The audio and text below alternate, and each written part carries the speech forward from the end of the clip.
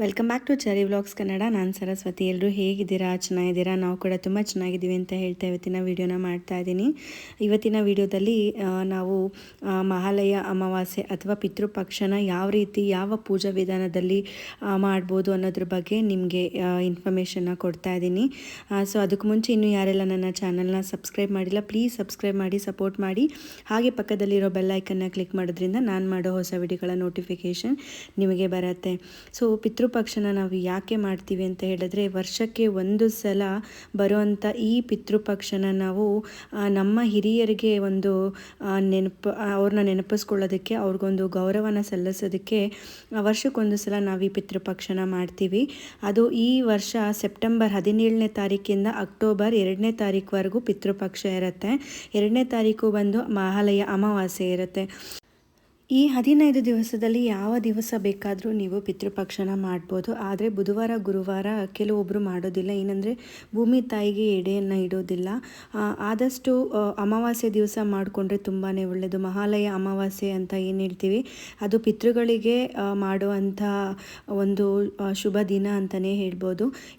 ಇನ್ನು ನಾವು ಈ ಪಿತೃಪಕ್ಷ ಮಾಡಬೇಕಾದ್ರೆ ಪಾಲಿಸಬೇಕಾದಂಥ ಅಂಶಗಳು ಏನೇನು ಅಂತ ಹೇಳಿದ್ರೆ, ನಾವು ಬೆಳಗ್ಗೆನೇ ಎದ್ದು ಮನೆಯನ್ನೆಲ್ಲ ಶುಚಿತ್ವ ಮಾಡಿ, ಎಲ್ಲರೂ ಕೂಡ ಮಡಿ ಮಾಡಿ ಯಾವುದೇ ಥರ ಹೊಸ ಬಟ್ಟೆ ಹಾಕ್ಕೊಳ್ದೆ ಅವತ್ತಿನ ದಿನ ನಾವು ಬರೀ ಪಿತೃಗಳಿಗೋಸ್ಕರ ಮಾಡುವಂಥ ಪೂಜೆ ಆಗಿರೋದ್ರಿಂದ ಮನೆಯಲ್ಲಿ ಯಾವುದೇ ರೀತಿ ದೀಪ ಹಚ್ಚೋದಾಗಲಿ ಅಥವಾ ಗಂಟೆ ಬಾರಿಸೋದಾಗಲಿ ಅಥವಾ ಮನೆ ಮುಂದೆ ರಂಗೋಲೆ ಹಾಕೋದಾಗಲಿ ಇದನ್ನೆಲ್ಲ ಮಾಡಬಾರ್ದು ಅಂತ ಹೇಳ್ತಾರೆ. ಅದೇ ರೀತಿ ಮನೆಗೆ ಯಾವುದಾದ್ರೂ ಹೊಸ ವಸ್ತುಗಳನ್ನ ತೊಗೊಂಬರೋದು, ಸೈಟ್ ಖರೀದಿ ಮಾಡೋದು ಅಥವಾ ಮದುವೆ ಶುಭ ಕಾರ್ಯಗಳು ಈ ಸಮಯದಲ್ಲಿ ಈ 15 ದಿನಗಳಲ್ಲಿ ಯಾವುದೇ ಥರ ಶುಭ ಕಾರ್ಯಗಳನ್ನು ಮಾಡಬಾರ್ದು ಅಂತ ಹೇಳ್ತಾರೆ. ಏನಂತ ಹೇಳಿದ್ರೆ, ನಾವು ಪಿತೃಗಳಿಗೆ ಒಂದು ದಿನ ಅಂತ ಏನು ಕೊಡ್ತೀವಿ, ಆ ದಿನದಲ್ಲಿ ನಾವು ಅವರನ್ನು ಮಾತ್ರ ಪೂಜಿಸಬೇಕು, ದೇವರನ್ನು ಆ ದಿನಗಳಲ್ಲಿ ಪೂಜೆ ಮಾಡಬಾರ್ದು ಅಂತ ಹೇಳುವಂಥದ್ದು. ಇನ್ನು ಒಂದೊಂದು ಮನೆಗಳಲ್ಲಿ ಒಂದೊಂದು ರೀತಿ ಪೂಜೆ ಮಾಡ್ತಾರೆ. ಕೆಲವರು ಫೋಟೋ ಇಟ್ಟು ಪೂಜೆ ಮಾಡ್ತಾರೆ, ಇನ್ನು ಕೆಲವರು ಕಳಶ ಇಟ್ಟು ಪೂಜೆ ಮಾಡ್ತಾರೆ, ಇನ್ನು ಕೆಲವರು ಎರಡೂ ಕೂಡ ಇಟ್ಟು ಪೂಜೆ ಮಾಡ್ತಾರೆ. ನಾವು ಬರೀ ಫೋಟೋ ಇಟ್ಟು ಪೂಜೆ ಮಾಡೋವಂಥದ್ದು. ಮುತ್ತೈದೆಯರು ಏನಾದರೂ ತೀರ್ಕೊಂಡ್ರೆ ಅವರಿಗೆ ಮಾತ್ರ ನಾವು ಕಳಶ ಇಟ್ಟು ಪೂಜೆ ಮಾಡೋವಂಥದ್ದು. ಇಲ್ಲಿ ಮೊದಲಿಗೆ ನಮ್ಮ ಹಿರಿಯರು ಯಾರು ತೀರ್ಕೊಂಡಿರ್ತಾರೆ ಅವರ ಫೋಟೋನ ತಗೊಂಡು ಅದಕ್ಕೆ ಕ್ಲೀನಾಗಿ ಒಂದು ಮಡಿ ಶುದ್ಧವಾಗಿರೋ ಬಟ್ಟೆನಲ್ಲಿ ಒರೆಸಿ ಗಂಧದಿಂದ ಅವರಿಗೆ ಅಲಂಕಾರ ಮಾಡಿ, ಅದಾದಮೇಲೆ ತುಳಸಿ ತುಂಬ ಮುಖ್ಯವಾಗಿರುವಂಥದ್ದು. ಪಿತೃ ಕಾರ್ಯಗಳಲ್ಲಿ ತುಳಸಿ ಕೂಡ ತುಂಬಾ ಒಳ್ಳೆಯದು. ಸೊ ತುಳಸಿಯಿಂದ ಹೂವಿನಿಂದ ಅಲಂಕಾರ ಮಾಡಿ ಅವರಿಗೆ ಹಣ್ಣುಗಳನ್ನೆಲ್ಲ ಇಟ್ಟು ಅವ್ರು ಯಾವ್ದ್ಯಾವ್ದು ಇಷ್ಟಪಡ್ತಾರೆ, ಸಿಹಿ ಖಾದ್ಯಗಳು, ತಿನಿಸುಗಳು ಎಲ್ಲ ತಿಂಡಿಗಳಿಂದ ಇಟ್ಟು, ಮತ್ತು ನಮ್ಮ ಕಡೆ ತರ್ಪಣ ಬಿಡೋ ಅಂಥದ್ದು ಪದ್ಧತಿ ಇದೆ. ಕೆಲವರು ಕಡೆ ಪಿಂಡ ಇಡ್ತಾರೆ, ಕೆಲವರು ಮನೆ ಕಡೆ ಈ ಥರ ತರ್ಪಣ ಬಿಡ್ತಾರೆ.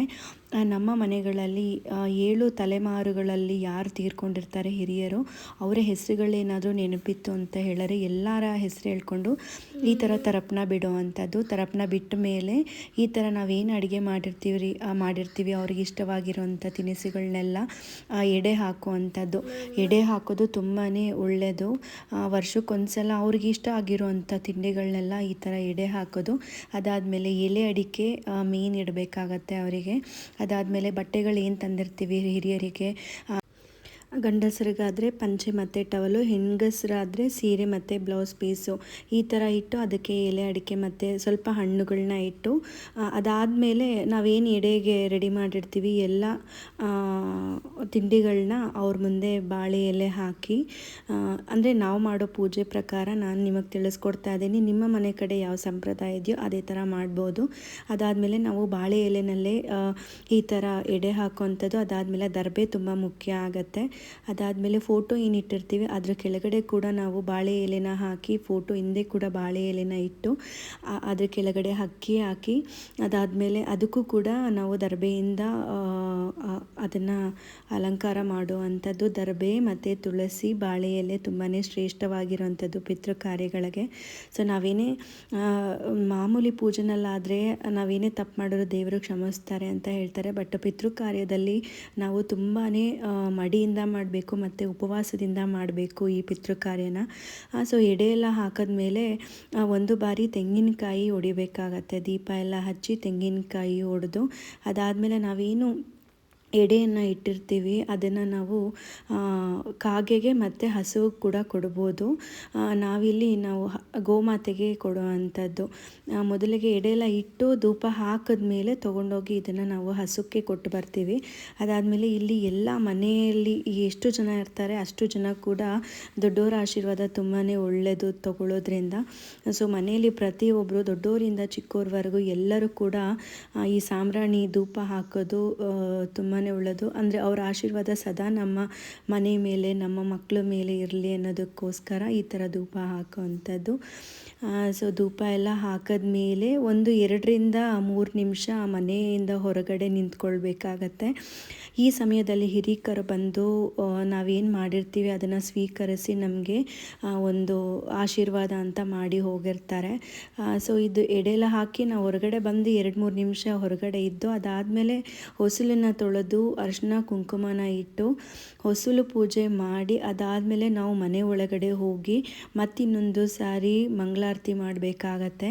ಅದಾದಮೇಲೆ ನಾವೇನು ಎಡೆ ಇಟ್ಟಿರ್ತೀವಿ ಅದನ್ನು ನಾವು ತೊಗೊಂಡೋಗಿ ಹಸುವಿಗೆ ಕೊಟ್ಟು ಬರೋಂಥದ್ದು. ಈ ಪೂಜೆನ ನೀವು ಬೆಳಗ್ಗೆನೇ ಮಾಡಿದ್ರೆ ತುಂಬಾ ಒಳ್ಳೆಯದು. 1:30ರಿಂದ 2 ಗಂಟೆ ಒಳಗಡೆ ಈ ಪೂಜೆ ಮಾಡೋದು ತುಂಬಾ ಒಳ್ಳೆಯದು. ಯಾವುದೇ ಕಾರಣಕ್ಕೂ ಲೈಟ್ ಹಾಕೋ ಸಮಯದಲ್ಲಿ ಮಾಡಬಾರ್ದು ಅಂತ ಹೇಳ್ತಾರೆ. ಸೊ ಆದಷ್ಟು 1:30ರಿಂದ 2 ಗಂಟೆ ಒಳಗಡೆ ಈ ಪೂಜೆನ ಪಿತೃ ಕಾರ್ಯನ ಮಾಡ್ಕೊಳ್ಳೋದು ತುಂಬ ಒಳ್ಳೆಯದು. ಪೂಜೆ ಎಲ್ಲ ಮುಗಿದ್ಮೇಲೆ ನಿಮ್ಗೆ ಯಾವ ಥರ ಅನುಕೂಲ ಇರುತ್ತೆ, ಕಾಗೆಗಾದರೂ ನೀವು ಇಡ್ಬೋದು ಅಥವಾ ಹಸುವಿಗಾದರೂ ಈ ಥರ ಊಟ ಕೊಡ್ಬೋದು. 2 ರೀತಿ ಕೂಡ ಮಾಡ್ಬೋದು. ನಮ್ಮ ಮನೆಗಳಲ್ಲಿ ನಾವು ಹಸುವಿಗೆ ಈ ಥರ ಊಟ ಕೊಡ್ತೀವಿ. ಸೊ ಊಟ ಎಲ್ಲ ಕೊಟ್ಟು ಮನೆಗೆ ಬಂದಾಗ ಕೈ ಕಾಲನ್ನ ತೊಳ್ಕೊಂಡು ಮತ್ತು ಇನ್ನೊಂದು ಸಲ ಪಿತೃಗಳಿಗೆ ಫೋಟೋಗೆ ಪೂಜೆ ಮಾಡಿ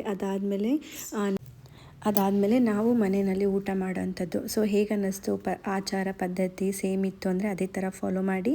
ವಿಡಿಯೋ ಇಷ್ಟ ಆಯಿತು ಅಂದರೆ like, share, comment and subscribe ಮಾಡಿ.